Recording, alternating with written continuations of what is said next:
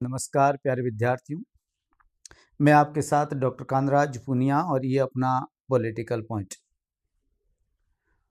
बहुत महत्वपूर्ण बात इलेक्शन से रिलेटेड हमारी चल रही थी और मैं आपसे इलेक्शन प्रोसेस की बात कर रहा था। एक बात मैंने आपसे कही थी कि जो इलेक्शन प्रोसेस है इसमें हमने इलेक्शन कमीशन ऑफ इंडिया की बात कर ली बहुत अच्छी तरीके से, जो कि भारत के संविधान के भाग 15 के अंदर है, जिसमें आर्टिकल 324 से लगाकर 329 के बीच के जो प्रावधान है वो मेरी बात हो गई। यानी हम एक तरफ इंडियन कॉन्स्टिट्यूशन की बात कर चुके हैं, वहाँ किसी प्रकार की कोई प्रॉब्लम नहीं होनी चाहिए। और इस कॉन्स्टिट्यूशन का जो भाग 15 है, जिसका आर्टिकल 324 से लगाकर 329 तक इलेक्शन कमीशन से रिलेटेड है, ये बात हमारी हो गई। इस इलेक्शन कमीशन का मतलब है भारत निर्वाचन आयोग या निर्वाचन आयोग जो कहा गया है। इसके हिसाब से इलेक्शन को कैसे क्रियान्वित किया जाए, इसके लिए कानून बनाने का पावर है, लॉ बनाने का पावर है। वो लॉ बनाने का पावर है पार्लियामेंट को।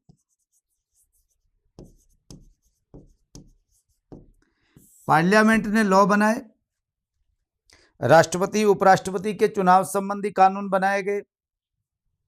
उसी प्रकार विधानमंडल और संसद जो है उनके चुनाव कैसे हो, उनका मतदाता कौन हो, मतदाताओं की योग्यता क्या हो, इसको लेकर कानून बनाए गए, जिसको कहते हैं लोक प्रतिनिधित्व अधिनियम यानी PRA 1950 और दूसरा है PRA 1951।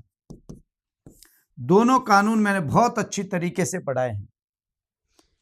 इसमें मेरी एक क्लास आपने बहुत अच्छे से देखी होगी और इसमें जो मेरी 3 क्लास है, तीनों ही बहुत अच्छी तरीके से देखना। आजकल सवाल यहां से नहीं, सवाल कानूनों से आते हैं, ये बहुत जरूरी है।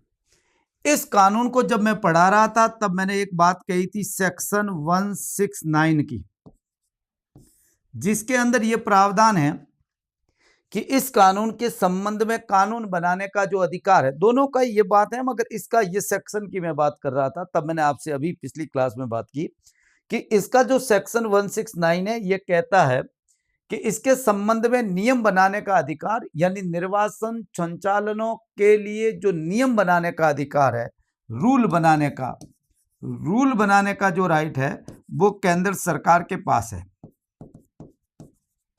और केंद्र सरकार जो ये नियम बनाएगी ये इलेक्शन कमीशन ऑफ इंडिया के परामर्श से बनाएगी। हमारी सरकार ने इलेक्शन कमीशन ऑफ इंडिया के परामर्श से रूल बनाए, जिसको कहते हैं निर्वाचन संचालन नियम 1961। यहां तक बात हमारी बहुत अच्छी तरीके से हो चुकी है, पर आज हमारी बात यह है कि ये निर्वाचन जो होता है किसका, MP और MLA यानी लोकसभा, राज्यसभा, विधानसभा और विधान परिषद, इनके चुनाव का संचालन कैसे होता है, प्रैक्टिकल सिस्टम क्या है, इलेक्शन कमीशन काम कैसे करता है, बूथ कैसे बनते हैं, बूथ पर कैसे चुनाव होता है, कौन कौन से बूथ के अधिकारी होते हैं, चुनाव का प्रोसेस प्रक्रिया क्या होगी, ये बात इसमें करेंगे। प्रैक्टिकल चीज, इस प्रोसेस की जो प्रैक्टिकल बात है वो मैं आपसे बहुत अच्छे से कर चुका हूं, पहली लोकसभा से लगाकर विद्यार्थियों 18वीं लोकसभा तक और पहली विधानसभा से लगाकर 16वीं विधानसभा तक, एक एक करके बहुत अच्छी तरीके से मैंने बात की कि चुनाव में क्या रहा, कितनी पॉलिटिकल पार्टीज ने भाग लिया, कितनी नेशनल पार्टीज थी, कितनी जो क्षेत्रीय राज्य स्तरीय पार्टी थी, कितनी गैर मान्यता प्राप्त पार्टियां थी। ये बात एक एक करके मैंने कहा। कितनी वर्तमान में कितनी राष्ट्रीय पार्टियां हैं, 6, कितनी राज्य स्तरीय पार्टियां हैं, 59, और कितनी गैर मान्यता प्राप्त राजनीतिक दल हैं, तो 2796 राजनीतिक दल ऐसे हैं जो गैर मान्यता प्राप्त, मान्यता प्राप्त नहीं बोलते उसको, गैर मान्यता प्राप्त राजनीतिक दल है, यानी आवेदन कर रखा है मगर उन्हें किसी रूप में मान्यता नहीं है, चुनाव लड़ते। ये बड़ी सिंपल बातें मेरी हो चुकी है, मेरे ख्याल से उसमें किसी प्रकार का स्टूडेंट को कोई प्रॉब्लम नहीं आनी चाहिए। आज ये क्लास जो मैं ले रहा हूं, इस क्लास का आधार बना रहा हूं, जो ग्राउंड बना रहा हूं, वो विद्यार्थियों 5वीं 6वीं की एनसीईआरटी की किताब को बनाकर ले रहा हूं।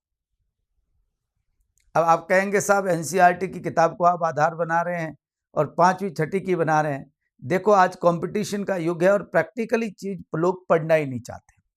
जब तक आप प्रैक्टिकली बात नहीं पढ़ोगे, जब तक आप बोर्ड पर लिखी गई स्लाइड को पढ़कर यदि सुनाकर विद्यार्थियों को पढ़ाते रहोगे, जब तक विद्यार्थियों की रटी रटाई किताबों में लिखी हुई भाषा को बताते रहेंगे, तब तक विद्यार्थी रिजल्ट नहीं दे पाएंगे और हर बार आपको अपने कोर्स को चेंज करना पड़ेगा और ये कहना पड़ेगा कि पिछली बार नहीं आए, इस बार हम अच्छी मेहनत करते हैं। बीमारी कपड़े बदलने से ठीक नहीं होती, बीमारी के लिए दवाई लेनी पड़ती है, उसके अनुकूल व्यवहार करना पड़ता है, अपने आप को ढालना पड़ता है और ये ढालने के लिए जरूरी यह है कि आपकी नॉलेज की डेप्थ बहुत ही सिद्धांतिक के साथ प्रैक्टिकल होना बहुत जरूरी है। आज की मेरी क्लास में मैं ये समझाने की कोशिश, भले ही वो किसी की तैयारी कर रहा है स्टूडेंट, रीट की कर रहा है, कैसा ही कर रहा है, और कुछ कर रहा है, किसी भी लेवल की तैयारी कर रहा है, मगर जो आज मैं बातें कर रहा हूं, मैं कोई हर नियम नहीं बातें करूंगा, कोई मतलब भी नहीं है उन चीजों का, आप भी जानते हैं और याद भी नहीं होते। जो चीज याद नहीं होगी वो पढ़ाने से कोई मतलब नहीं है। मेरा ये मानना है कि जो आप पढ़ाएं वो विद्यार्थी को याद होना चाहिए, उसके जहन में उतरना चाहिए, उसके दिलो दिमाग में उतरना चाहिए, उसे लगना चाहिए हाँ बात तो ठीक है, बात तो सही है, तब विद्यार्थी सही रिजल्ट दे पाता है, अन्यथा बड़ा मुश्किल काम होता है। तो मेरी एक कोशिश है जनरली इस क्लास में ये बताने का कि प्रैक्टिकली कैसे होता है चुनाव। सैद्धांतिक बातों का मैंने और प्रैक्टिकल के साथ बहुत अच्छी तरीके से कानून की एक बात की है, वहां तक ठीक है। प्रैक्टिकली चुनाव में क्या होता है यह आज समझने की कोशिश करते हैं, जिसमें हम बहस बनाएंगे रूल निर्वाचन का संचालन नियम 1961 को, और इसके साथ निर्वाचन आयोग का कोई आदेश, ऑर्डर, चेंजेज, प्रोग्राम जैसे स्वीप प्रोग्राम है वगैरह है, आप अच्छी तरीके से जानते हैं, इनकी भी हम बात साथ साथ में, हेलो रेडियो प्रोग्राम भी चलते हैं, उनकी भी बात करेंगे, जो अलग अलग प्रकार के हैं उनकी जितनी बात कर सकते हैं उतने हम कोशिश करेंगे कि बहुत अच्छी तरीके से समझें। अब देखिए, इलेक्शन में ऑफिसर्स की बात हमारी बहुत अच्छे से हुई कि निर्वाचन आयुक्त, मुख्य प्रादेशिक आयुक्त, यहाँ तक संवैधानिक है। उसके बाद में कानून के अंदर प्रावधानों में लोक प्रतिनिधित्व अधिनियम 1950 में मुख्य निर्वाचन अधिकारी, जिला निर्वाचन अधिकारी, रजिस्ट्रीकृत अधिकारी, सहायक रजिस्ट्रीकरण अधिकारी, उनकी बातें के साथ हमने पीठासीन अधिकारी, रिटर्निंग ऑफिसर, पोलिंग ऑफिसर और सबसे नीचे लेवल का एक ऑफिसर, नीचे लेवल मतलब कोई उसका लेवल की बात नहीं, मगर बूथ लेवल पर काम करने वाला एक अधिकारी जिसको BLO कहते हैं। BLO हर बूथ पर एक शिक्षक होता है जिसका आज मानदेय बढ़ाया गया, सम्मान दिया है, ये बात अलग है, उनको मिलता है ना, एक्स्ट्रा काम करता है वो BLO के रूप में, तो उसको कुछ पैसे मिलते हैं। BLO का काम ये होता है कि भाई निर्वाचन नामावली में नाम जोड़वाना, 1 जनवरी बहस होती है नाम जुड़वाने का, आपको पता 1 जनवरी को आधार मानकर 18 साल निकाले जाते हैं।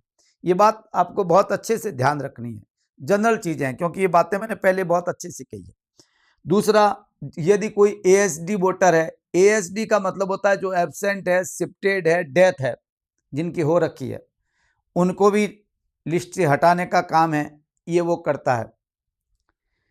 AC और PC दोनों के जो इलेक्शन होते हैं, AC का मतलब होता है पार्लियामेंट्री कॉन्स्टिट्यूंसी और AC का मतलब होता है असेंबली कॉन्स्टिट्यूंसी और PC का मतलब होता है पार्लियामेंट्री कॉन्स्टिट्यूंसी। के अंदर जो चुनाव होते हैं उस दौरान ये बूथ लेवल पर काम करता है और पूरे साल इसके काम बीएलओ के रहते हैं। हम इस दौरान आप अच्छी तरीके से जानते हैं कि ईवीएम मशीनों का प्रयोग करते हैं। आजकल जो चुनाव हो रहे हैं, निर्वाचन हो रहे हैं, ये निर्वाचन ईवीएम मशीनों के माध्यम से होते हैं, इलेक्ट्रिक वोटिंग मशीन के माध्यम से होते हैं। बेल तैयार करता है ये और इलेक्शन कमीशन को देता है। इलेक्शन कमीशन इसके माध्यम से चुनाव करवाता है। बहुत सिंपल बात है।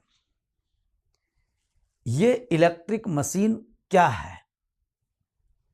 क्या एक मशीन है या 2-3 मशीनें हैं, 2-3 यूनिट्स हैं?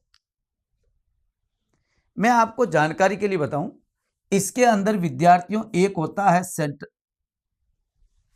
जिसके अंदर कंट्रोल यूनिट बोला जाता है सीयू, एक होता है बैलेट यूनिट और इसके बीच एक इसके साथ में रहती है, एक ही बक्से में रखी जाती है जिसको बोलते हैं वीवीपैट।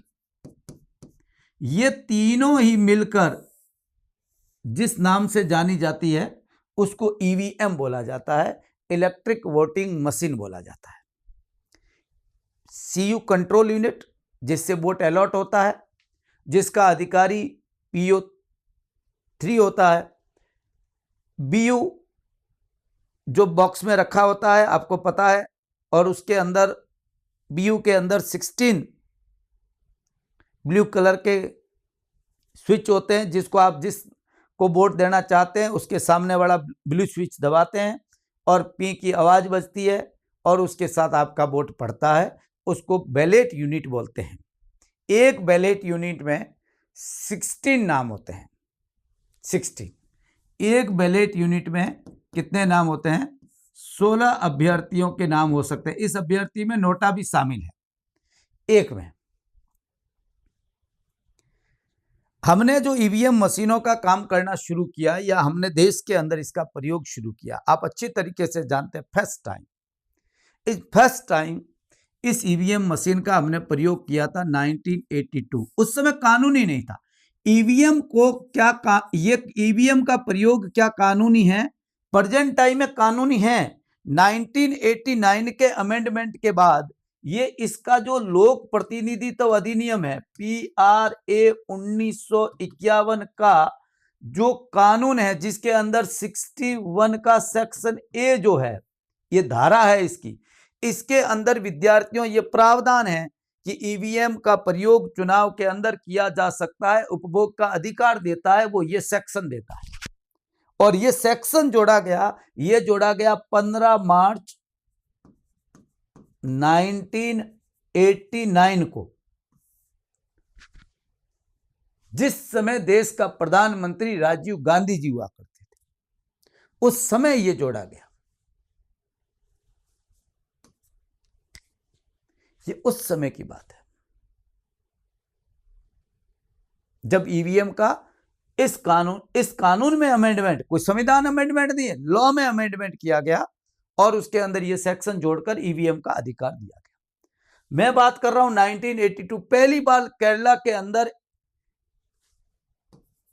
परावूर करके एक क्षेत्र है, निर्वाचन क्षेत्र है, विधानसभा क्षेत्र है। विधानसभा क्षेत्र को मैं AC लिख देता हूं, है ना, असेंबली कॉन्स्टिट्यूंसी, जहां पर पहली बार प्रयोग किया गया, फर्स्ट टाइम इन केरला।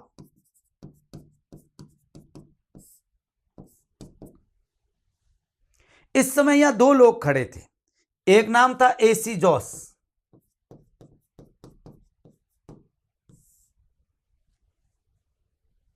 जो कि कांग्रेस के थे, इंडियन नेशनल कांग्रेस के से चुनाव लड़ रहे थे। और दूसरा था NS पिल्लई,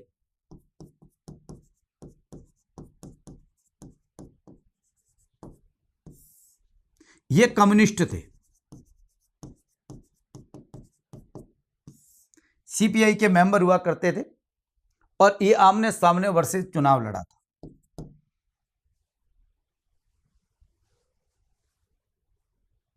चुनाव के अंदर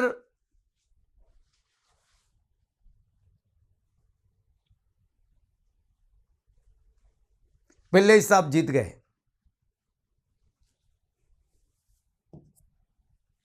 और जब चुनाव में ये जीत गए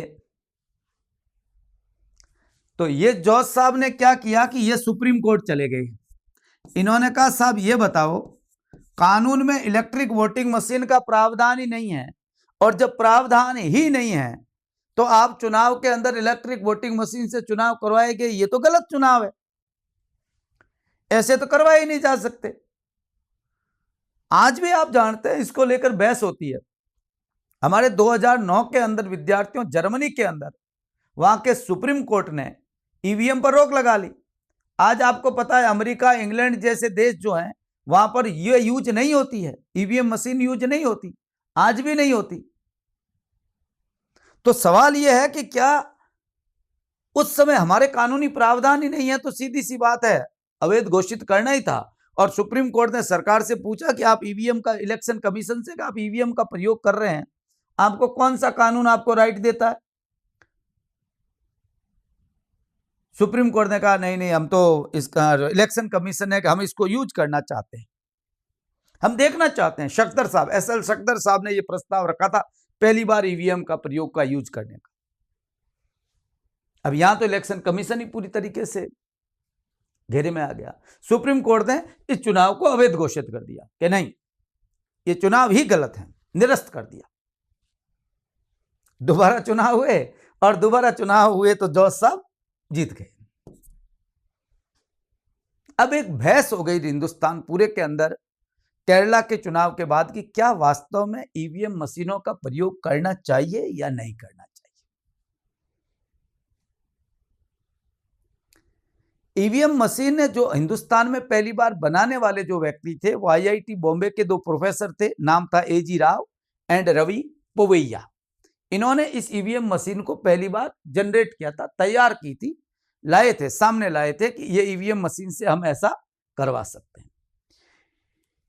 89 आते आते विद्यार्थियों, 88 आते आते आपको पता है कि राजीव गांधी पर जबरदस्त आरोप लगने लगे। बोफोर्स घोटाले जैसे, वीपी सिंह और फर्नांडिस जैसे नेता उस समय बड़े नेता थे, और वीपी सिंह और फर्नांडिस ने राजीव गांधी के विरुद्ध इतना जबरदस्त मोर्चा खोला, और उसमें इन्होंने बड़ा मोर्चा जो नाटक करने शुरू किए वीपी सिंह और फर्नांडिस ने, वो ईवीएम के विरुद्ध करने शुरू किए कि ईवीएम में सब घपला है, सब घोटाला है, सब सेटिंग है, ये प्रयोग एकदम गलत है, इसका प्रयोग नहीं करना चाहिए, हमें इसका प्रयोग रोक देना चाहिए, ये बात की गई। चुनाव राजीव गांधी हार गए। 89 में चुनाव हुए, राजीव गांधी जी हार गए। संयुक्त मोर्चा की सरकार बनी, वीपी सिंह देश के प्रधानमंत्री बने, मिली जुली सरकार बनी। कम्युनिस्टों ने उसको समर्थन दिया, यानी ज्योति बसु जैसे लोगों ने और लाल कृष्ण आडवाणी जैसे लोगों ने समर्थन दिया। ये बात मैं इसलिए नाम कई बार ले लेता हूं कि आपको इन बातों का ध्यान रखना है कि उस समय वीपी सिंह की सरकार को समर्थन देने वाली दो पार्टियां, बीजेपी एंड कम्युनिस्ट, दोनों ही विद्यार्थियों धुर विरोधी हैं। आप समझिए कि नॉर्थ एंड साउथ है आइडियोलॉजी में, एक वामपंथी है, एक दक्षिणपंथी है, लेफ्टिस्ट एंड राइटिस्ट है। फिर भी सरकार के अंदर दोनों ने बाहर से समर्थन दिया। उन्होंने कहा हम समर्थन देते हैं, सरकार के अंदर एक साथ समर्थन दिया।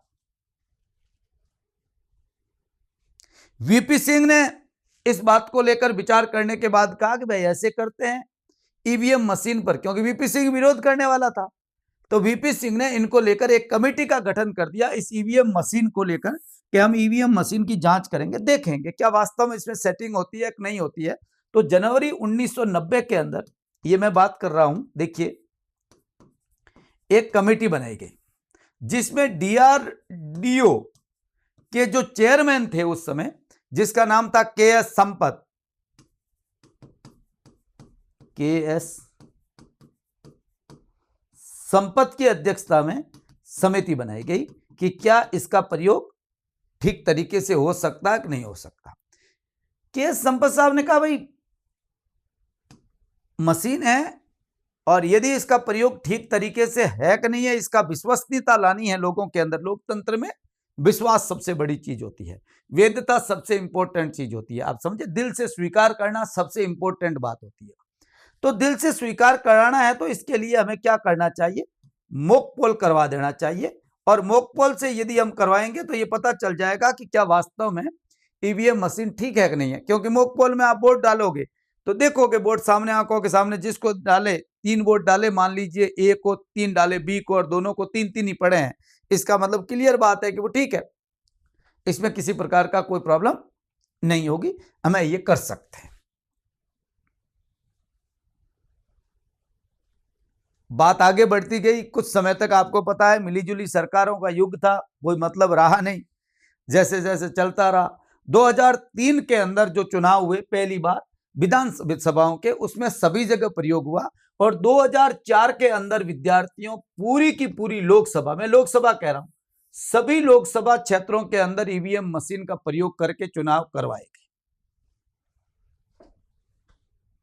और आज आप जानते हैं कि हमारे असेंबली इलेक्शन और हमारे लोकसभा के चुनाव जो होते हैं वो पूरी तरीके से ईवीएम से होते हैं, इसमें किसी प्रकार का कोई शक है नहीं, किसी को भी कोई शक नहीं है।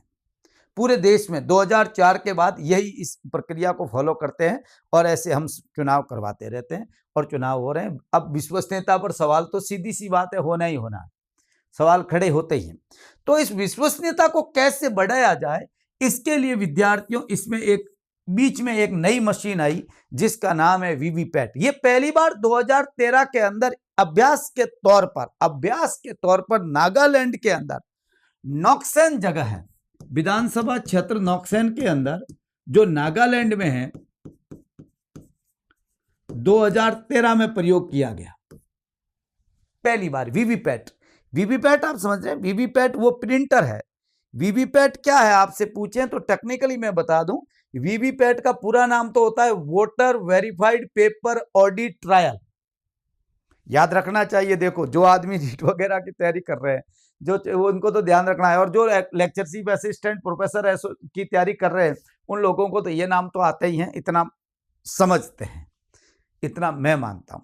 तो voter verified paper audit trial जो मशीन है, ये एक प्रकार का स्वतंत्र प्रिंटर है जो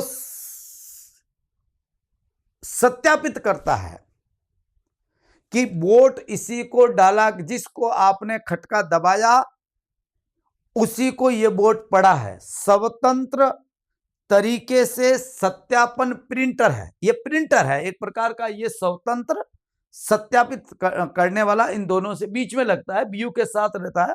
और 7 सेकंड तक आपको पता है तो इसमें एक पर्ची दिखती है हमें, जब आप बीप की आवाज आती है तो पास में आप देखते हैं तो 7 सेकंड तक आपको दिखेगा कि हाँ वोट जिसको दिया आपने, टायर का निशान पे यदि मान लीजिए पास वाली बीप ब्लू बटन दबाया है तो उसके अंदर टायर क्या ये पर्ची निकली, क्लियर है, इट्स ओके। 7 सेकंड उस पर दिखती है सामने, बाद में नीचे गिर जाती है, ऑटोमेटिक चलती है, अपने तरीके से काम करती है ये। मगर ये भी एक प्रकार के केवल उसी को ही दिखती है जो कि वोट दे रहा है। हाँ, इसको भी चैलेंज करने के प्रावधान जरूर किए गए हैं जो कि रूल 49MA के अंतर्गत है, उसकी बातें हम आगे करेंगे, जब थोड़ी तरीके से थोड़े आगे बढ़ जाए उसके बात करेंगे। दूसरी बात, एक और चेंजेस बहुत जरूरी इस ईवीएम मशीन में हुआ। हमारे देश में 2 प्रकार की ईवीएम मशीन है। प्रारंभ में जो हम मशीन यूज कर रहे थे ईवीएम मशीन, मैं आपको बहुत सिंपल बात स्टूडेंट्स को कहना चाह रहा हूं। एक मशीन आती है विद्यार्थियों M2 एंड एक आती है M3।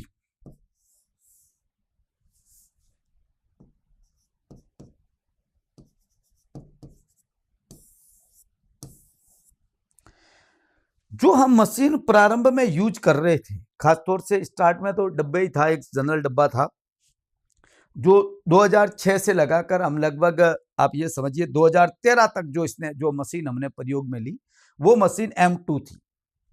आप कहेंगे साहब M2 का मतलब क्या है? M2 का मतलब यह है कि इसमें जो CU है उसके साथ 4 BU आप जोड़ सकते हो, इससे ज्यादा नहीं जुड़ती थी। कितने BU जुड़ जाती थी? BU मतलब बैलेट यूनिट जो है वो 4 और जोड़ सकते थे। जैसे मान लीजिए M2 का मतलब होता है मॉडल 2 और M3 का मतलब होता है मॉडल 3। ये हमने 2006 से यूज कर रहे हैं और ये हम 2013 के बाद यूज कर रहे हैं। ठीक है, प्रेजेंट टाइम में आपको ध्यान रहे हम M3 का यूज कर रहे हैं, मॉडल 3 यूज कर रहे हैं, एडवांस यूज कर रहे हैं, हम M2 यूज नहीं कर रहे हैं। ये बहुत जरूरी बात है। कई बार क्या होता है कि आपसे ये पूछा जाता है 2G क्या है, 3G क्या है, 4G क्या है, और स्टूडेंट को पता ही नहीं रहता 4G क्या है, तो गड़बड़। 4G का मतलब होता है fourth generation of mobile technology. ये याद होना चाहिए। ये मोबाइल टेक्नोलॉजी की जनरेशन है। आज 5G चल रहा है। ये यदि आपको याद नहीं रहा ना, ये कोई आपको ऐसा नहीं है कि जी करने से काम चल जाता, ऐसा नहीं। इसका मतलब मॉडल, ये मॉडल जो था इसमें हम कितनी बीयू जोड़ सकते थे? एक सीयू के साथ में 4 बीयू, अर्थात मतलब क्या हुआ कि हम एक में कितने होते हैं, एक बीयू में कितने होते हैं, नाम हो सकते हैं 16, तो 4 में हो गए 66। 66 से ज्यादा यदि कहीं पर आवेदन आ जाए तो हम इलेक्ट्रिक वोटिंग मशीन से चुनाव नहीं करवा पा रहे थे। मेरा कहने का मतलब यह है, किसी असेंबली में कोई कॉन्स्टिट्यूंसी है, भले ही वो एसी है या पीसी है, कोई फर्क नहीं पड़ता, उसके अंदर यदि 66 से ज्यादा आवेदन आ जाए, अभ्यर्थी हो, तो चुनाव करवाना संभव, नोटा सहित। नोटा सुप्रीम कोर्ट से आदेश से आया है 2013 में, आपको पता है। तो ये मैं बहुत अच्छी तरीके से इलेक्शन प्रोसेस में पढ़ा चुका हूं, क्यों चेंजेज आए, कैसे चैलेंजेज हुए। मगर ये बातें जो है, ये मैं प्रैक्टिकल बात आपसे करना चाहता हूं, बड़ी सिंपल बातें। तो 64 से ज्यादा नहीं करवा सकते। अभी यह है विद्यार्थियों की, इसमें एक सीयू के साथ में 24 बीयू जोड़ सकते हैं। 24 इंटू 16 बराबर 366 कैंडिडेट के चुनाव करवाना हमारे बस की बात होगी। हम एक साथ वोटिंग करवा सकते, 366 अभ्यर्थी खड़े होंगे, तब तक कोई प्रॉब्लम नहीं है, नोटा सहित। मगर इसमें एक खास बात है, जो इसमें बैटरी लगती है वो बैटरी बीच में लगेगी, नहीं तो क्या है कि इतना लोड ये लेगी नहीं चॉइस का, इसलिए 5वीं, 9वीं, 13वीं, 17वीं और 21वीं जो बीयू है उसके आगे बैटरी लगानी पड़ेगी, उस बैटरी के लोड पर ये चलेगी।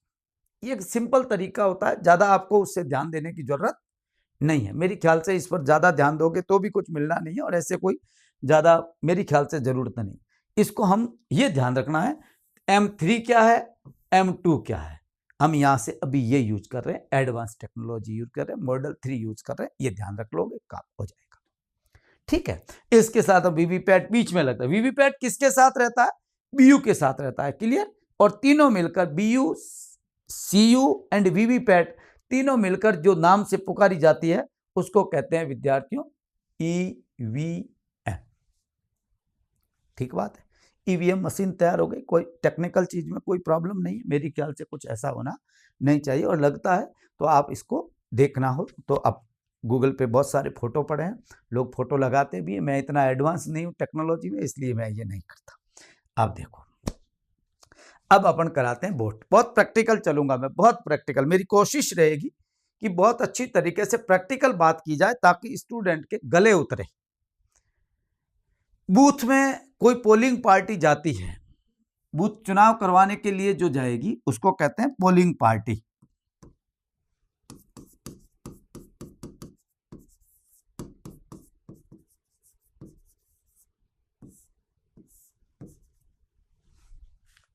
ये पोलिंग पार्टी जो जाती है, इसमें कौन होता है? पोलिंग पार्टी में विद्यार्थियों एक तो होता है PRO, प्रिसाइडिंग ऑफिसर, पीठासीन अधिकारी। मैं इसको प्रिसाइडिंग का लिख देता हूं, पीठासीन अधिकारी, एक तो ये होता है। इसके साथ सहायक होते हैं पीओ। पीओ का मतलब होता है पोलिंग ऑफिसर, मतदान अधिकारी। पीओ फर्स्ट, दूसरा होता है पीओ सेकंड, और तीसरा होता है पीओ थर्ड। 1500 तक वोट होते हैं, तब ऐसा ही होता है। और मैं प्रेजेंट टाइम आपको बता दूं, 2023 के बाद की स्थिति यह है, अभी स्थिति यह है कि विद्यार्थियों कोई भी हमारे यहाँ पर बूथ नहीं है जिसकी 1500 से ज़्यादा वोटिंग है, बूथ हमने तय कर रखे हैं। ऐसे एक ईवीएम मशीन जो है 2000 वोट करवाए जा सकते हैं एक से, है ना, सीयू से, नहीं तो बदले जाने पड़ते हैं फिर बाद में, 2000 वोट तक हो सकते हैं, तो उसमें कोई ऐतराज नहीं है। मगर उसमें आपको जनरली बता दूं, ये 3 पीओ होते हैं, 1+3, इसका मतलब पार्टी कैसे बनी, 1+3, एक पीठासीन अधिकारी और 3 मतदान अधिकारियों से मिलकर पोलिंग पार्टी बनती है। ठीक बात है। अब पोलिंग बूथ कैसे बनता है आपको अच्छी तरीके से पता है। मान लीजिए ये एक कमरा है,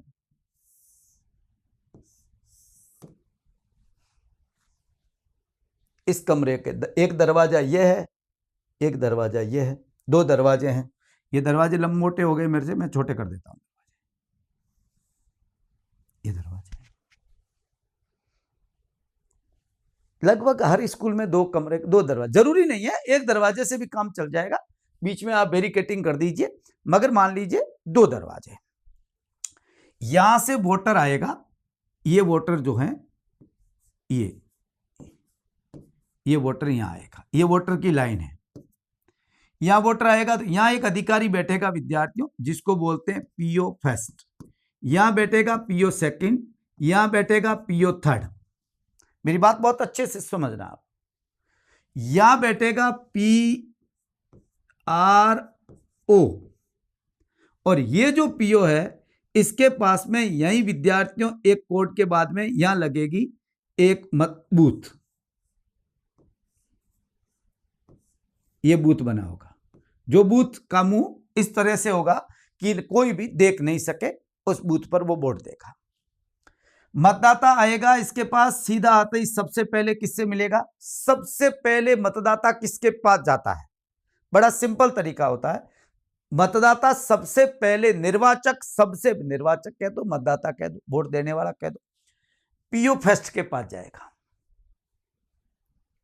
पीओ फर्स्ट क्या करेगा, पीओ फर्स्ट के पास क्या है, पीओ फर्स्ट के पास एक निर्वाचन नामावली है, जिसको कहते हैं निर्वाचक नामावली की चिन्हित प्रति। ये जो है निर्वाचक नामावली की चिन्हित प्रति का प्रभारी होता है, इसके पास ये प्रति होती है, जिसमें वो निशान करता है, नाम बोलेगा पेमाराम और निशान करेगा, गोला करेगा, महिला है तो गोला करेगा, क्रॉस करेगा, ये उसका अपना तरीका है, जैसे निर्देश होते हैं उस प्रकार से उसको काम करना होता है। निर्वाचक नामावली की चिन्हित प्रति का प्रभारी पीओ फर्स्ट होता है। दूसरा, वो अंदर आते ही ये कहेगा कि ये व्यक्ति है, पहचान सुनिश्चित करेगा कि क्या यही है। इसके पीछे जो है एजेंट बैठते हैं अंदर, या एजेंट, जितनी पार्टियों के लोग हैं एक एक एजेंट बैठता है, जिसको कहते हैं विद्यार्थियों पोलिंग एजेंट।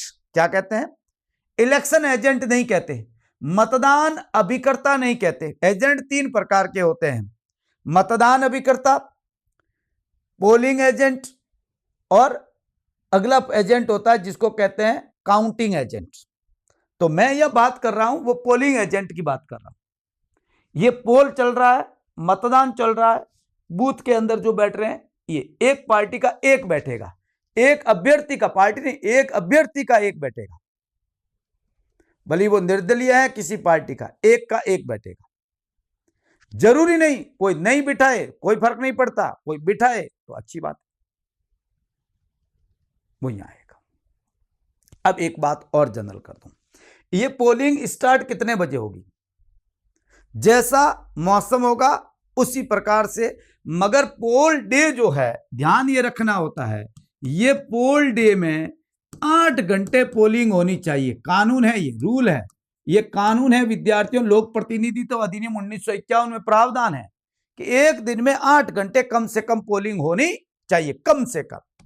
इलेक्शन कमीशन समय निर्धारित करते समय इस बात का ध्यान रखेगा 8 घंटे पोलिंग हो। 7 घंटे पोलिंग शुरू होगी, तो पोलिंग शुरू होने से पहले 90 मिनट पहले इस पोलिंग से, ध्यान रखिएगा, ये जो पोलिंग शुरू हो रही है, पोलिंग से यानी मूल पोलिंग से 90 मिनट पूर्व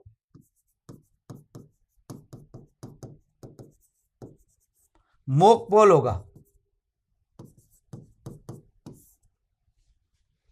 दिखावटी मतदान होगा, जिसमें कम से कम 50 वोट डालकर जांचा जाएगा। सामने सबको कहेंगे आओ भाई वोट डालिए, फिर कहेंगे एजेंट से वोट दिलवाएंगे, सब सामने देखेंगे उन वोट्स को, कोई प्रॉब्लम नहीं है। जिसको जितने वोट डालेंगे, ऐसा उसमें ध्यान रखना होता है, मॉक पोल में कोई जीते नहीं तो माहौल बन जाता है, लोग बाहर जाकर होल्ला कर देते हैं, गांव के लोग कहते हैं ये तो अंदर इसको जिता रहे हैं, टायर को जिता रहे हैं, बोतल को जिता रहे हैं, या उस पार्टी को जिता रहे हैं, फूल हाथ को जिता रहे हैं, जिसको जिता रहे हैं हमें उससे मतलब नहीं है, हम तो एक प्रोसेस की बात कर रहे हैं। तो वो ऐसा ध्यान रखना पड़ता है। और मॉक पोल के समय एजेंट यदि पहुंच जाए तो ठीक, यदि पोलिंग एजेंट नहीं पहुंचते हैं तो 15 मिनट इंतजार किया जाता है, उसके बाद मॉक पोल चलेगा। एजेंट की कहीं उपस्थित नहीं होने के कारण कोई कार्य अवैध नहीं होता। कोई भले गणना है, भले पोलिंग है, भले कुछ है, उसमें एजेंट की उपस्थिति अनिवार्य नहीं है। यदि आए मर्जी उसकी, नहीं आए मर्जी उसकी, भेज देता है तो ठीक। और आपको पता है जिसमें थोड़ी बहुत ताकत होती है वो एजेंट भेजते हैं, बाकी तो कई लोग तो ऐसे होते हैं कि जितने एजेंट है उतने वोट ही नहीं आते उसके, तो वो बात अलग है, आप सब जानते हैं। ये कहने की बात नहीं है, या ये कहने से कोई फर्क नहीं पड़ता। अब देखो, मॉक पोल होने के बाद में पोलिंग स्टार्ट हुई, पहला वोटर आया पीओ फेस्ट के पास। पीओ फेस्ट आते ही जो निर्वाचन नामावली की चिन्हित प्रति है उसके पास वो ऐसे रखेगा, सामने नाम बोलेगा जोर से, बोलते ही पीछे बैठा हुआ एजेंट इस बात को सुनेगा और ये बात तय करेगा कि ये आदमी वही है, तो वो कहेगा हाँ ठीक है, वो कोई कहने की जरूरत नहीं है, बोल चुपचाप बैठ रहेगी। यदि उसको ऑब्जेक्शन करने हैं तो वो ऑब्जेक्शन कर सकता है, 2 रुपए की रसीद देकर। 2 रुपए की उसे जमानत देनी पड़ेगी, जमानत राशि 2 रुपए जमा कराए और उसको ऑब्जेक्शन कर ले तो पीआरओ ये जांच करेगा कि पीआरओ का काम होगा, पीआरओ जांच करेगा कि क्या ये वास्तव में ठीक है, और यदि वो सही है तो उसकी 2 रुपए राशि जमानत जब्त कर ली जाती है। और यदि वो गलत है, वोटर आया वो गलत था, यानी ऑब्जेक्शन एजेंट ने किया, वो यहां पर एजेंट सही है तो एजेंट को 2 रुपए वापस लौटा दिए जाते हैं, और जो गलत आया है उसको पुलिस को सौंप दिया जाता है, पुलिस अगला काम आगे अपने आप कर लेती है। तो यहां आप ये समझिए पहला। दूसरा इसका काम यहां चिन्हित करेगा और इसके साथ क्या तय करेगा, पहचान को सुनिश्चित करेगा, पहचान को सुनिश्चित करने का कार्य इसका है। क्या ये देखो, ऑब्जेक्शन करना है तो यहां लेवल पर कर दो, इससे आगे का ऑब्जेक्शन पहले ही एजेंट को कह दिया जाता है कि देख बोलना है तो यहां ध्यान रखना, ऐसा नहीं है वोट दे और फिर तू कहे कि ये तो गलत था, ये बात नहीं होगी, ये बात हम तेरे से नहीं पहुंचे। सबसे पहले इसके पास आया, इसके पास रजिस्टर में चिन्ह किया, पहचान सुनिश्चित हो गई, उसके पास पहचान कार्ड, इपिक कार्ड या जो पर्ची है वो दिखाए, जो इलेक्शन कमीशन डॉक्यूमेंट तय करता है वो लेके आया है, उसको देख लिया। इसके बाद विद्यार्थियों ये कहां आ जाएगा, इसके पास आ जाएगा, यानी पीओ सेकंड के पास आ जाएगा। पीओ सेकंड क्या करेगा, पीओ सेकंड विद्यार्थी उसके पास होता है अमिट चाई। बहुत अच्छे से बात मेरी सुनना, अमिट स्याही का प्रभारी ये होता है, इसके पास होती है अमिट स्याही का प्रभारी। किसके अमिट स्याही लगाएगा, मतदाता के। किस अंगुली के लगाएगा, इस अंगुली के।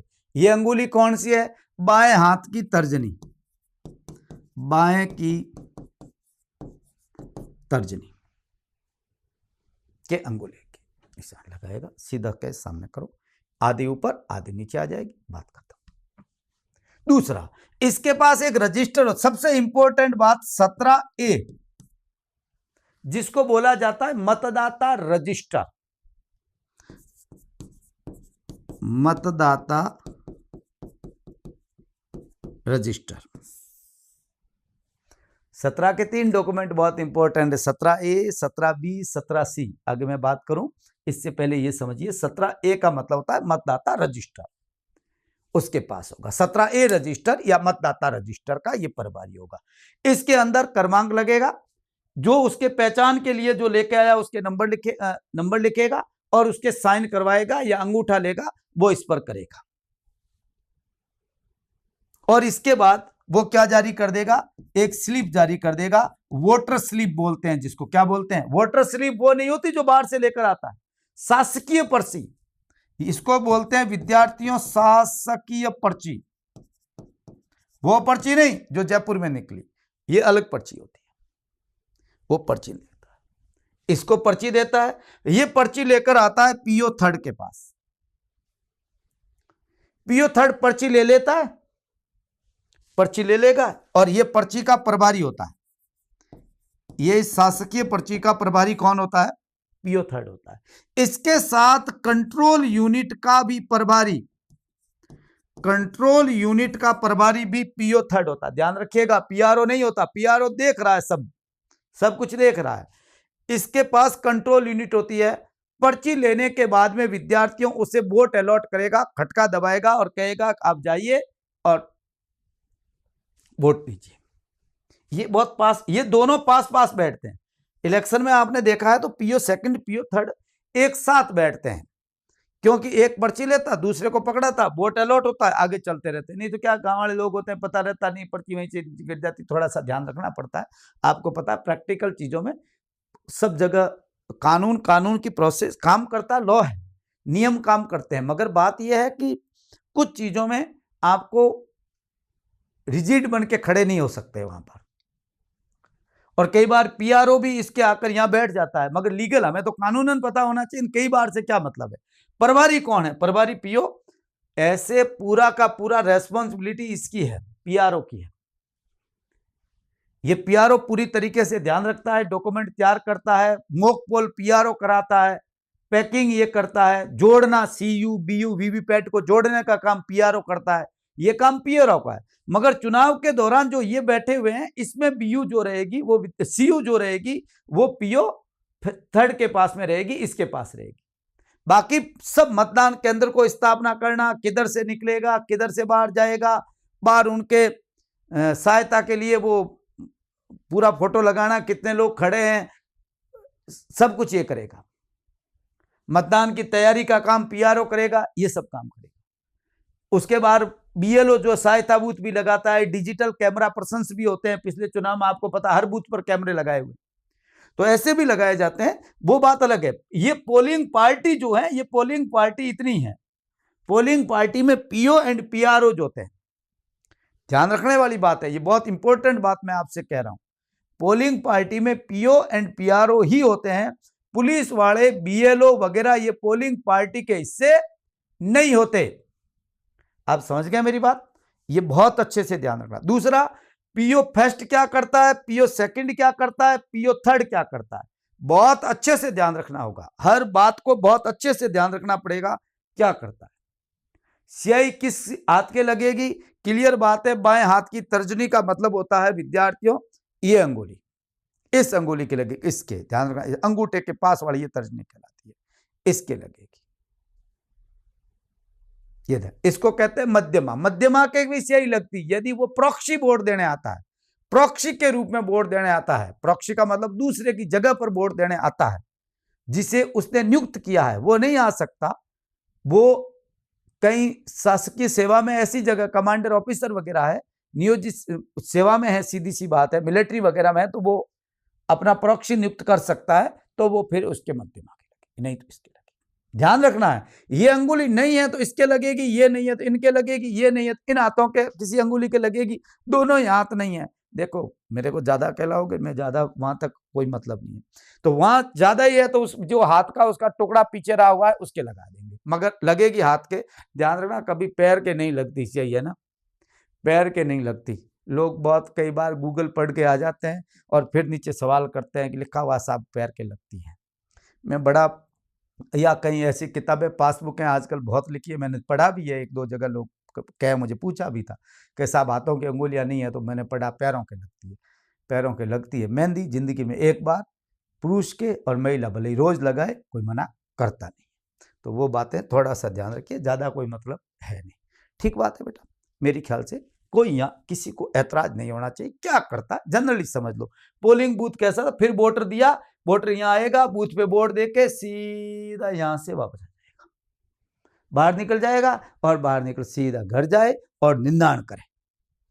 ये है कायदा, निदान करने वाला कानून इसमें लिखा हुआ नहीं है, ध्यान रखना। अब मौसम यही है तो घर का काम करेगा तो ज्यादा फायदे में रहेगा। अब एक बात और मैं जो कहना चाह रहा हूं आपसे, 17A रजिस्टर कह रहा था, इन 3 रजिस्टरों के नाम आपको याद रखना बहुत जरूरी है।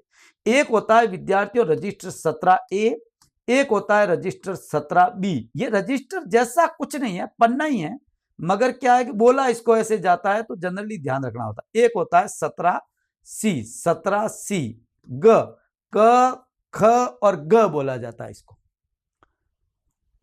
ये क्या है आपसे पूछा जाएगा, ध्यान रखना। तो आपको कहना है ये मतदाता रजिस्टर है जो पीओ सेकंड के पास होता है, ठीक बात है। आपसे पूछेंगे ये मतदाता रजिस्टर है, इलेक्टोरल निर्वाचक रजिस्टर है। ये क्या है? ये विद्यार्थियों मतपत्र लेखा है, एक पन्ना ही होता है, ज्यादा कोई ध्यान रखने की ज्यादा इसमें है नहीं। इसमें एक खास बात बता दूं, ये जो टेंडर वोट होते हैं, टेंडर वोट का एक मतलब क्या होता है ये भी मैं एक आगे जनरली आपको बताता हूं, वोट कैसे पड़ते हैं ये समझ। टेंडर वोट का इसमें लेखा होता है, इसमें टेंडर वोट का लेखा जो है वो नहीं डालते, इसमें डालते हैं। टेंडर वोट का लेखा अलग से करके डालते हैं, भाई इसमें ही है, क्योंकि वो टेंडर का मतलब उसका वोट पहले पड़ गया है और वो आया है तो उसको वोट हम दिलाते हैं। ये वोट गिने नहीं जाते, टेंडर वोट कभी गिने नहीं जाते, वो केवल मन राज्य करने की बात में है। ये क्या है? ये है विद्यार्थियों अभिलिखित मतों का लेखा, अभिलिखित मतों का लेखा। कितने वोट पड़े, कितने वोट पड़े, इसका लेखा इसमें होता है। पूरा का पूरा इसमें लेखा आएगा, यानी कि कितने वोट पड़े जो इस रजिस्टर के हिसाब से है और कितने वोट है जो ईडीसी के माध्यम से पड़े, पूरा का पूरा लेखा जो है इसमें आएगा। और ये जो पर्ची 17C जो होता है, आपको जानकारी के लिए बता दूं, उसके ऊपर एजेंट के भी साइन होते हैं और एजेंट जो होते हैं उनको ये 17C दिया भी जाता है। एक कागज होता है 17C जो देते हैं, ताकि जिस दिन काउंटिंग होगी उस दिन उसके पास होता है, उसको ये रिकॉर्ड होता है कि इस बूथ पर इतने मतदाता थे, इसमें से इतने वोट पड़े, इतने ईडीसी है, अर्थात ईवीएम मशीन जो है उसके अंदर इतने वोट होंगे।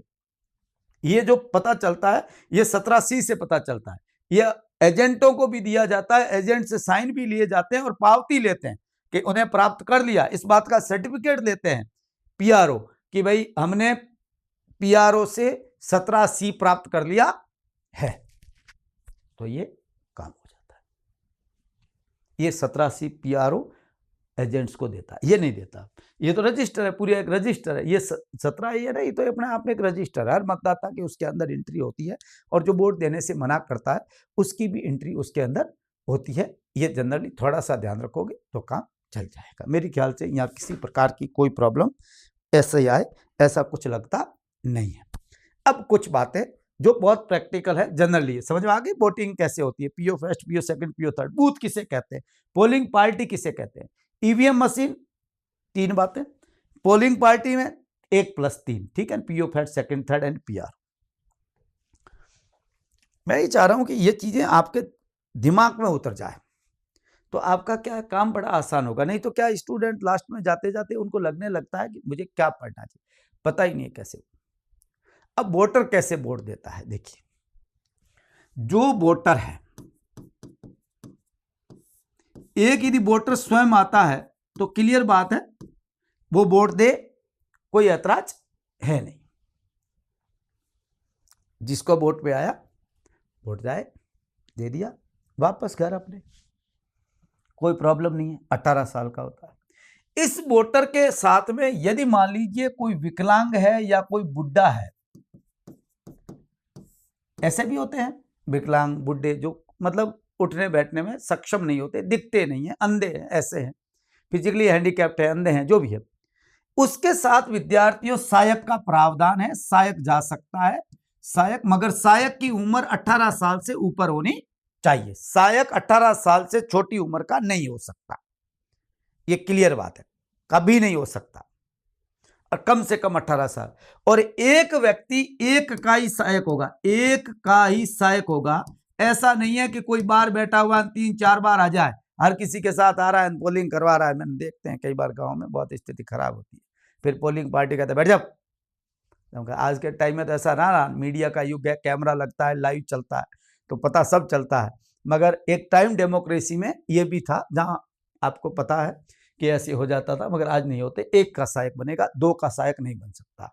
और मत की गोपनीयता का इनको प्रॉमिस करना पड़ता है, सर्टिफिकेट होता है वो भरवाना पड़ता है कि साहब मैं मत की गोपनीयता भंग नहीं करूंगा। हर आदमी स्वयं नहीं आ सकता वोट पे, तो वोट के लिए नहीं आ सकता, तो उसके लिए एक सिस्टम कर रखा है आपने, डाक मत पत्र, पोस्टल बैलेट, पीबी, अर्थात डाक मत पत्र की व्यवस्था है। पीबी अलॉट हो सकता है, पीबी बोलते हैं।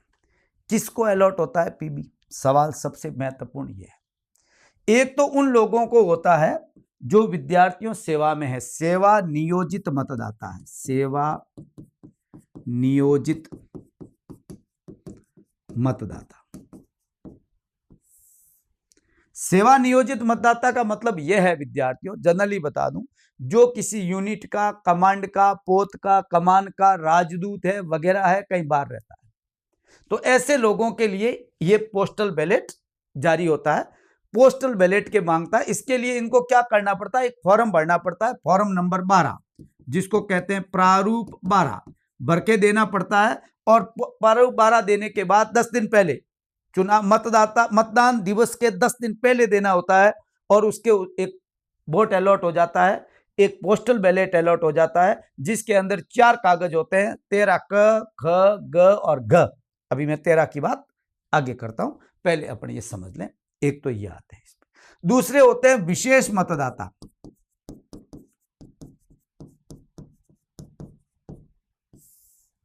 आप कहेंगे साहब ये कौन होते हैं? विशेष मतदाता की मीनिंग यह है कि भारत सरकार के अधीन जो उप सचिव या उप सचिव से ऊपर का अधिकारी है, तो उसको विद्यार्थियों विशेष मतदाता कहते हैं। उप सचिव, भारत सरकार का उप सचिव है, नहीं राज्य सरकार का नहीं, इंडिया गवर्नमेंट, भारत सरकार का उप सचिव या इससे ऊपर का अधिकारी और उसका पत्नी वगैरह जो हैं, ये इसमें विशेष मतदाता के रूप में जाने जाते हैं। इनको भी विद्यार्थियों ये जारी हो सकता है। तीसरा,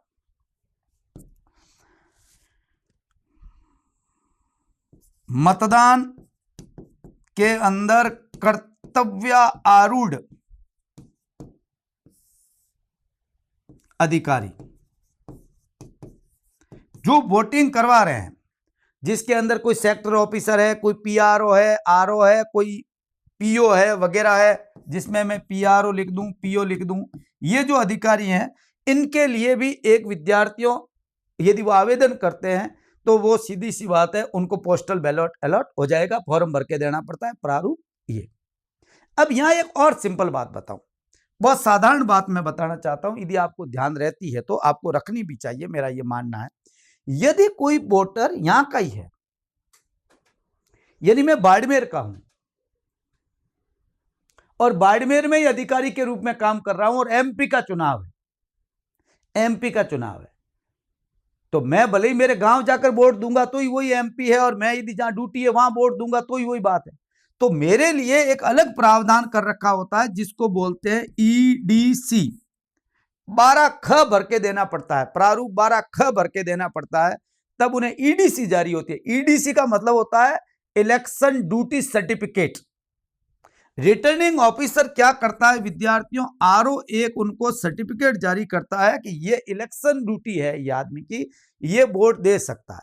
तो मैं उस ईडीसी को देखकर किसी भी बूथ पर वोट दे सकता हूं, किसी भी बूथ पर।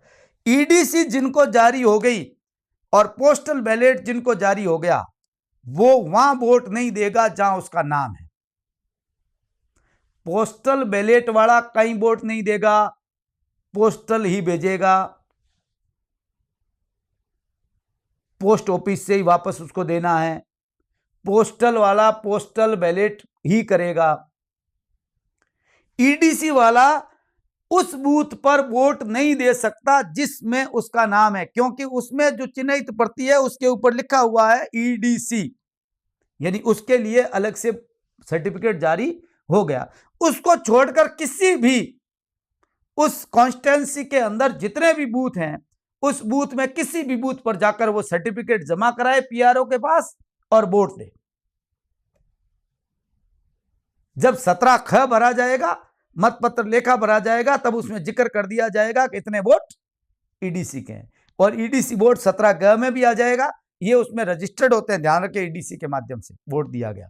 तो ईडीसी जितने निर्वाचन अधिकारी होते हैं वो करते हैं। ऐसा हुआ एक बार, मैं वोट करवा रहा था सीमावर्ती क्षेत्र के अंदर, और वहां क्या हुआ कि सेक्टर मजिस्ट्रेट था, तो 12-13 बूथ मेरे पास थे। तो वोट करवाते करवाते जब मैं वापस एक बूथ पर गया, तो वहां के जो एजेंट थे उन्होंने कहा, साहब ये क्या बना रखा है आपने? मैंने कहा क्या हुआ? तो ये जो आपके यहाँ लगे हुए पीओ वगैरह है, जो मतदान अधिकारी है, ये खुद वोट टेक रहे हैं, ये खुद वोट दे रहे हैं। हम आए उससे समय तो ये वोट खिंचका रहे थे।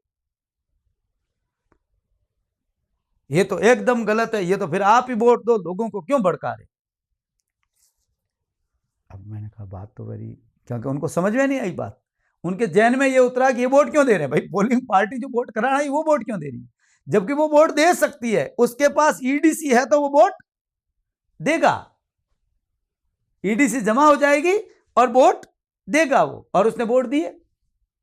फिर मैंने उनको समझाया, मैंने कहा ये सर्टिफिकेट होता है, इसका हम आपको शाम को लिख के देंगे, जब लिखित में देंगे आपको 17 ग देंगे, उसमें लिखेंगे कि ईडीसी वोट भी इतने पड़े, आप टेंशन मत लो, ऐसा ये गलत नहीं, ये सही है। तो अगर पहले हमने नहीं देखे, मैंने कहा भाई पहले हो सकता है नहीं देखा हो, ध्यान ही नहीं रखा हो, अब ऐसा है ईडीसी से वोट दे सकते हैं। तो ईडीसी वाले का ये कायदा होता है, इलेक्शन ड्यूटी सर्टिफिकेट में वो कहीं वोट दे सकता है, जहां उसका वोट लिस्ट है वहां नहीं दिया जाएगा, है ना। तो ये बड़े सिंपल चीजें हैं, थोड़ा सा ध्यान रखने वाली बात है ना। इसका मतलब क्या हुआ? इसका मतलब हुआ कि निर्वाचन नामावली में जितने नाम है उससे ज्यादा भी वोट किसी बूथ पर पड़ सकते हैं। क्या पड़ सकते हैं? ईडीसी के माध्यम से वोट पड़े वो ज्यादा ही है ना, उनका निर्वाचन नामावली में नाम वहां थोड़ा ही है, उस बूथ पर नहीं है, फिर भी वोट ज्यादा हो सकते हैं, ईडीसी के माध्यम से वोट पड़ते हैं। हाँ, अब एक सवाल है, यदि मेरा गांव, मैं कहीं नागौर का हूं, तो मेरे को ईडीसी जारी नहीं होगा, तो मेरे को क्या जारी होगा? डाक मतपत्र जारी होगा। मैं यहां से उनको भेजूंगा 12 क भर के, और 12 क के माध्यम से मुझे मिल जाएगा ईडीसी, पोस्टल बैलेट मिल जाएगा, मैं वोट देकर उसे वापस भेज दूंगा और मेरा काम हो जाएगा। आप समझ रहे हैं मेरी बात? होता कैसे है, इस प्रकार से काम होता है, थोड़ा सा ध्यान रखिएगा। अब एक बात मैं और कहना चाह रहा हूं, चौथा कौन हो सकता है, आप अनुमान लगा सकते हैं? मैंने पढ़ाया है, मैंने बहुत अच्छी तरीके से, जब आपको लोक प्रतिनिधित्व अधिनियम 1951 पढ़ा रहा था, तब मैंने कहा है कि और कौन है जिसको पीबी जारी हो सकती है, पोस्टल बैलेट जारी हो सकता है। जो लोग, अच्छे से स्टार बनाकर ध्यान रखना, जो लोग निवारक प्रिवेंटिव डिटेंशन, निवारक निरोध कानून के तहत बंदी है, उन्हें भी पोस्टल बैलेट जारी होगा। और ध्यान रखने वाली बात है कि उसे 15 दिन पहले आवेदन करना होगा, प्रारूप 12 भर के देना पड़ेगा, वो जब दे देगा उसको पोस्टल बैलेट जारी हो जाएगा, और वो जेल से पोस्टल बैलेट से वोट दे सकता है। खास बात बताना चाहता हूं, जेल में बंद कैदी वोट नहीं दे सकता, जेल में बंद कैदी वोट नहीं दे सकता, लिख देना, नहीं दे सकता, परंतु निवारक निरोध कानून के अंतर्गत जो बंदी है वो वोट देगा, मगर वो वोट देने के लिए बूथ पर नहीं आकर पोस्टल बैलेट के माध्यम से वोट देगा। ये खास बात है, स्पेशल बात है, मैं बताना चाहता हूं। अब एक बात और मैं यहां कहना चाहता हूं, ये लोकसभा और विधानसभा में ऐसा होता है। एक बात बताइए, विधान परिषद के अंदर इसमें से कौन से नहीं होंगे? विधान परिषद के चुनाव में, विधान परिषद के चुनाव में वोट कौन देते हैं? एमएलए, शिक्षक 3 साल वाले, जो माध्यमिक शिक्षा से ऊपर वाले, स्नातक 3 वर्षीय, और स्थानीय स्वशासन संस्थाओं के प्राधिकारी, स्थानीय प्राधिकारी, जिसमें ये जिला परिषद सदस्य वगैरह ये आते हैं, पंचायत समिति सदस्य वगैरह ये बोर्ड देते हैं। अलग अलग आपको पता है, मैंने विधान परिषद बहुत अच्छे से पढ़ा चुका हूँ, कोई प्रॉब्लम वहाँ होनी नहीं चाहिए। और लोक प्रतिनिधित्व अधिनियम 1950 को बहुत अच्छे से मैंने पढ़ाया है, वहाँ भी कोई प्रॉब्लम आपको होनी नहीं चाहिए, जिसमें अनुसूची 3, 4, 5 मैंने बहुत अच्छे से पढ़ाई। अब मुझे बताइए 3, 4 इसमें ये बताइए कि इसमें कौन से होंगे और कौन से नहीं होंगे। देखो, निर्वाचन में कर्तव्य आरूढ़ हो सकते हैं परिषद में, परिषद के चुनाव में, विधान परिषद के चुनाव में, विधान परिषद के चुनाव में एक तो ये हो सकता है क्योंकि मास्टर है और वोट भी देता है, और एक ये हो सकता है, ये कभी नहीं होंगे विशेष मतदाता और सेवा नियोजित मतदाता है, ये विद्यार्थियों कभी भी नहीं होते, अर्थात फौजी वगैरह को वोट देने का अधिकार नहीं होता। कमान अधिकारी, राजदूत वगैरह, इनको विधान परिषद में वोट देने का अधिकार नहीं है, उनको वो वोटर होते नहीं है। वोटर होते हैं या तो ये यानी माठ साहब, ये माठ साहब ये कौन है, पीआर कौन होते हैं, माठ साहब, और एक निवारक विरोध के अंतर्गत।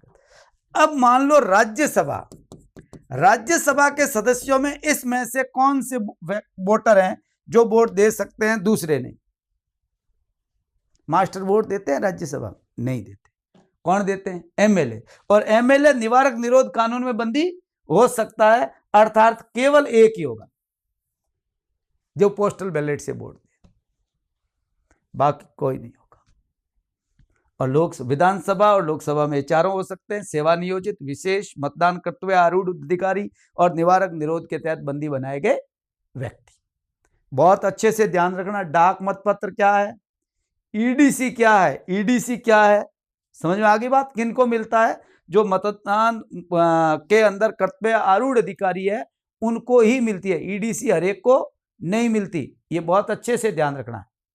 अब पोस्टल बैलेट कैसे होता है मैं आपको जनरली बता दूं, थोड़ा सा ध्यान रखो तो ठीक, नहीं रखो तो कोई जरूरी नहीं है, कोई जरूरी नहीं। एक इसमें प्रारूप होते हैं 4, एक होता है प्रारूप 13क, एक होता है 13ख, एक होता है 13ग, एक होता है 13घ।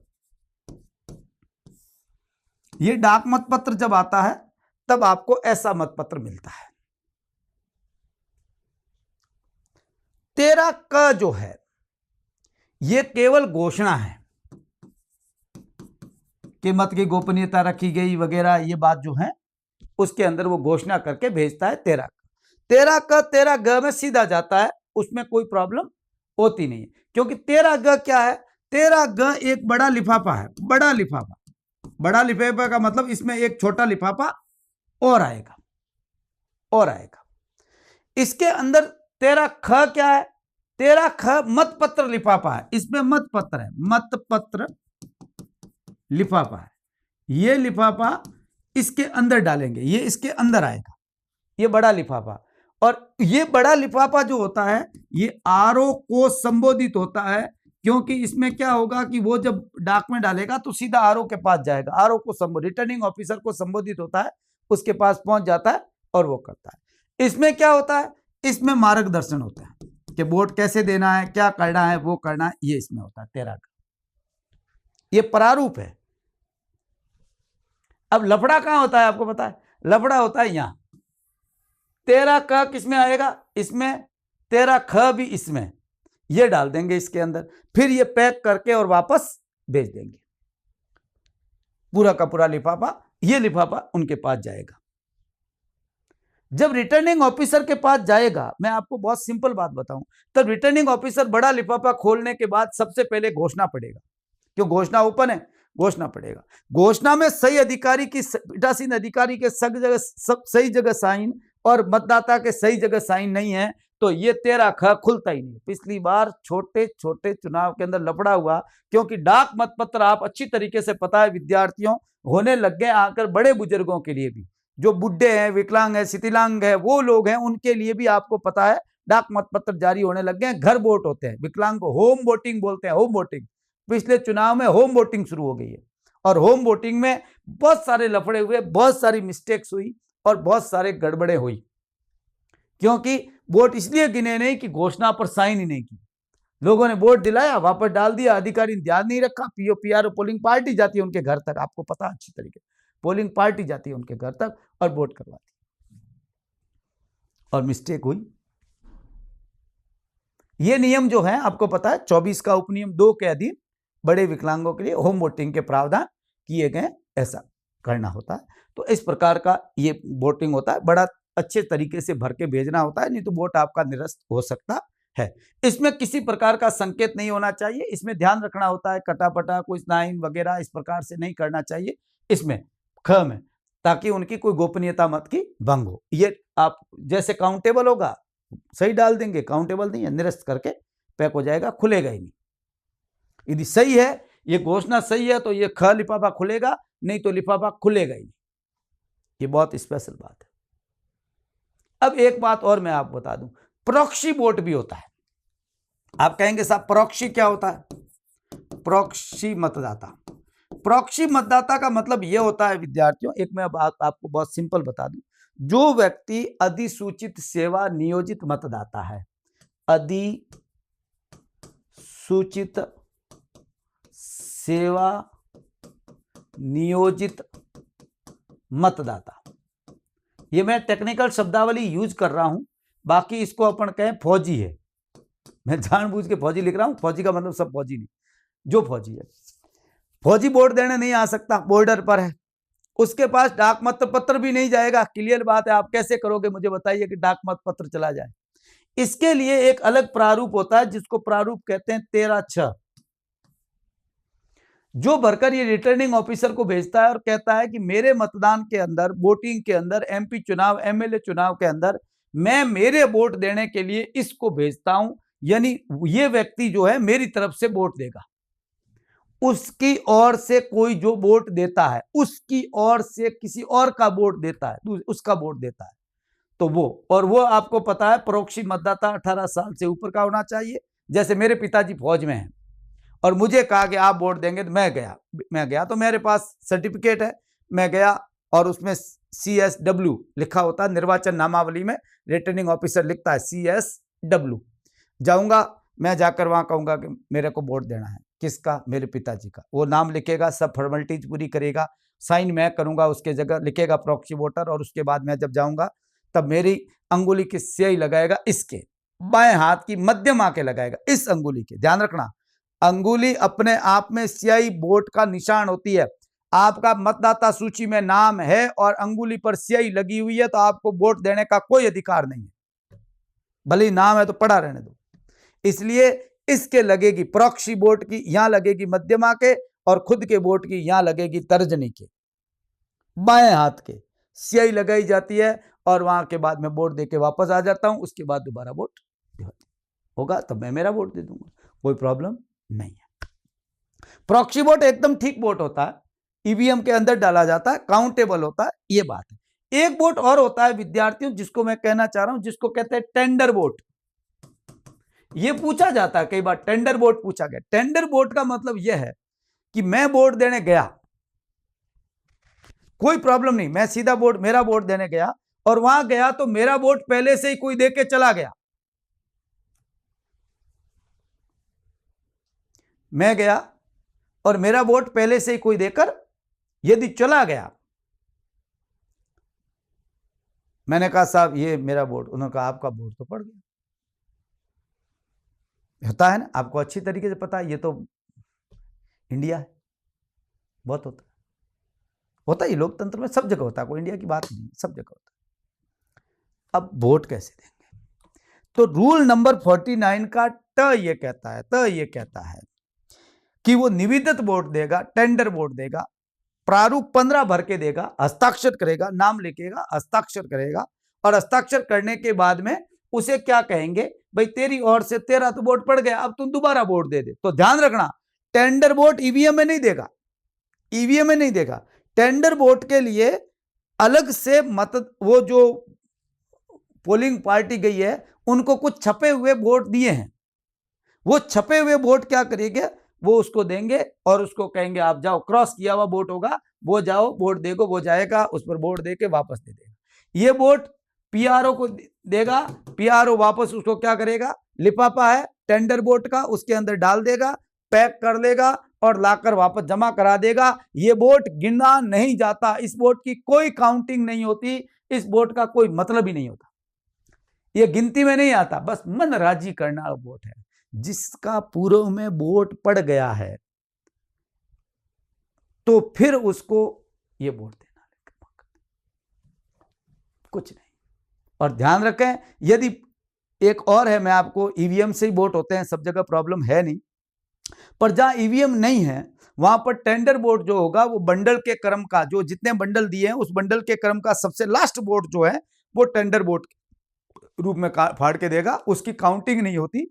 हाँ, उसका दर्ज होता है, वो जो विद्यार्थियों 17 ख है जो मत पत्र लेखा है उसमें निविदत मत को दर्ज करना होगा, दिखाना होगा कि ये वोट जो है टेंडर वोट पड़े। कहीं पर भी ज्यादा किसी बूथ पर टेंडर वोट पड़ते हैं तो इससे ये पता चलता है कि वहां की पोलिंग पार्टी जो है वो डफोड़ है, वो ढंग से वोट कराने में सक्षम नहीं है, क्योंकि वोट दूसरी जगह आके दूसरा आदमी वोट दे के चला जाता है, तो इसका मतलब सब खेल खत्म, मतलब मिला जुला मामला ज्यादा चल रहा है, इसलिए ज्यादा वोट नहीं होते। ये बड़ा सिंपल तरीका होता है, मैं आपको बता दूं, जिसको टेंडर वोट कहते हैं। टेंडर वोट काउंट नहीं होते। प्रॉक्सी वोट कोई प्रॉब्लम नहीं है, दूसरी ओर से वोट देता है वो तो देता है, कोई प्रॉब्लम नहीं है। PB it's clear, EDC it's clear, साधारण मतदाता द्वारा दिया जाने वाला वोट इट्स क्लियर, विकलांगों के साथ किसी के साथ जाएगा जिसको सहायक मतदाता कहते हैं उसकी ओर से भी वोट देना चाहे कोई बात नहीं, दे सकता है। इस बूथ के अंदर विद्यार्थियों जरूरी बात ध्यान रखने वाली यह है कि बूथ में केवल मतदान अधिकारी घुसेगा, निर्वाचन के संगत लगे हुए कर्तव्य आरूढ़ व्यक्ति लोक सेवक वो कटेंगे, पीओ पीआरओ घुस सकते हैं, वोटर घुस सकता है, और या मतदाता के हाथ में छोटा बच्चा गोद में लिया हुआ बालक है वो घुस सकता है, या अंधा या विकलांग के साथ में कोई सहायक है वो घुस सकता है। इसके सिवाय दूसरे आदमी इस पोलिंग बूथ में नहीं घुस सकते, नहीं आ सकते, ये कायदा है और बहुत अच्छी तरीके से इन बातों को ध्यान में रखना पड़ता है, तब वोटिंग सही होती है, अन्यथा वोटिंग सही नहीं हो पाती है।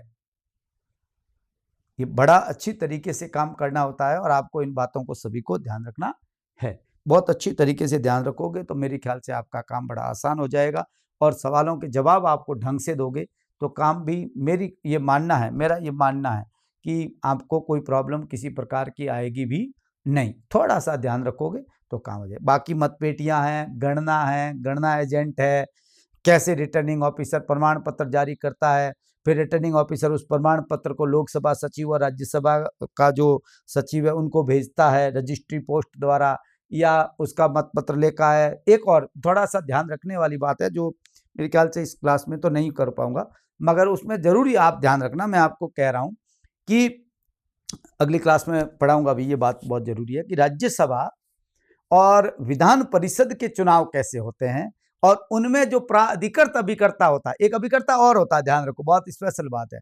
एक हुआ मतदान अभिकर्ता, एक हुआ पोलिंग अभिकर्ता, एक हुआ गणना अभिकर्ता एजेंट, और एक होता है प्राधिकृत अभिकर्ता। राजनीतिक दल द्वारा जो राज्यसभा के चुनाव के अंदर जो वहां पर मतदान एजेंट नियुक्त होता है उसको कहते हैं प्राधिकृत अभिकर्ता। उसकी बातें अपन विद्यार्थियों अलग से करेंगे क्योंकि राज्यसभा के चुनाव की प्रक्रिया थोड़ी अलग है। ऐसे मैंने कॉन्स्टिट्यूशन में प्रोसेस है उसकी बात की है, इन नियमों की बात भी मैं आगे क्लास के अंदर करेंगे और इसके अंदर हम करेंगे कि मत गणना में मत कैसे देगा, अधिमान क्रम में कोटा कैसे निर्धारित होगा, किस प्रकार से वोट अंतरित होते हैं, ट्रांसफर होते हैं, सिंगल ट्रांसफर वोट सिस्टम होते हैं, न्यूनतम मूल्यांक कैसे निकाला जाता है, मतदान के लिए कैसे अपवर्जित किया जा सकता है, निकाला जा सकता है, वोट देने से मना, वोट नहीं दिया जाएगा, वोट ले लिया जाता है उसका, ऐसा कब होता है, कोटे के निर्धारण करते समय कैसे विधिमान्य जो मत पत्र है उसका संख्यांक कब सोच समझ कर किया जाएगा। ये बातें जो है ये मेरा मानना है कि हम अगली क्लास में करेंगे। बहुत बहुत धन्यवाद विद्यार्थियों। मैं एक ही बात आपसे कहूँगा कि बहुत अच्छी तरीके से पढ़ना सीख लो।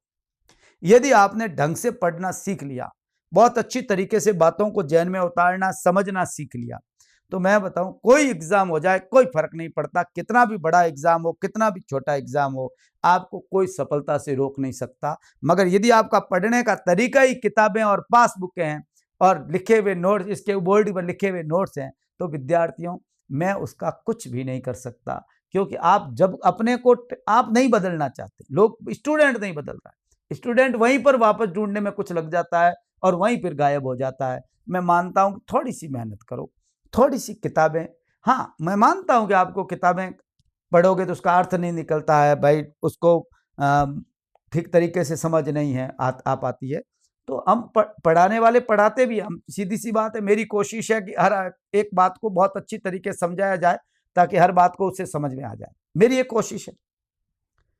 अब कितना समझ में आता है कितना नहीं आता वो तो आप डिसाइड करोगे, मैं डिसाइड थोड़े करने वाला, मगर प्रैक्टिकली कोशिश करिए। कोई चीज़ समझ में नहीं आ रही तो मुझे मैसेज करिए, मैं कमेंट करिए, मैं आपको जवाब देता हूँ।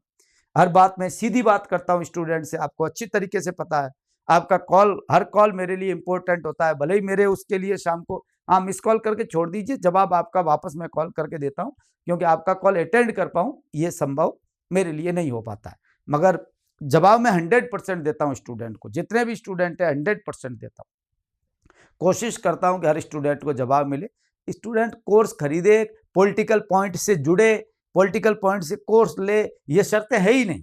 ये तो लोगों ने मार्केट बना रखा है, इसलिए हर कोई कहता है साहब पॉलिटिकल पॉइंट से जुड़ना जरूरी है क्या, नहीं जुड़ोगे तो क्या वो नहीं दोगे। अरे ऐसा किसने कहा, किसने कहा आप मेरे नोट्स देता हूं, मैं नोट्स ही नहीं देता। नोट्स मेरे केवल जो डाले हुए हैं पर वो स्टूडेंट के लिखे हुए नोट्स हैं, भले ही वो उस नोट्स को आप निकालिए, प्रिंट निकालिए फ्री में और लीजिए, कौन मना कर रहा है। मैं 2-3 चीज़ों का बहुत विरोधी हूँ। एक तो ये कि आपको पढ़ना है तो खुद नोट्स बना के पढ़ो, तो आप रिजल्ट दोगे। दूसरी बात, ये टेट सीरीजों के लफड़ों में मत फंसो। लोगों को देखा है मैंने, विद्यार्थियों मतलब कई बार इतना लगता है कि इतना खराब होने के बाद में भी डेरा, 5-5 हज़ार सवाल करने के बाद एक सवाल नहीं आता है तो क्यों फंसे हो, क्यों टाइम खराब कर रहे हो अपना, कौन सी प्रैक्टिस कर रहे हो। अरे जो उड़ने की प्रैक्टिस करता है वो खड्डे नहीं खोदा करता। तुम लोग प्रैक्टिस तो उड़ने की कर रहे हो, सीखना तो उड़ना चाहते हो, और प्रैक्टिस खड्डे खोदने की कर रहे हो। तो उनमें रखा क्या है, उनमें कहां रिजल्ट है, बिना नॉलेज के कहां से रिजल्ट आएगा।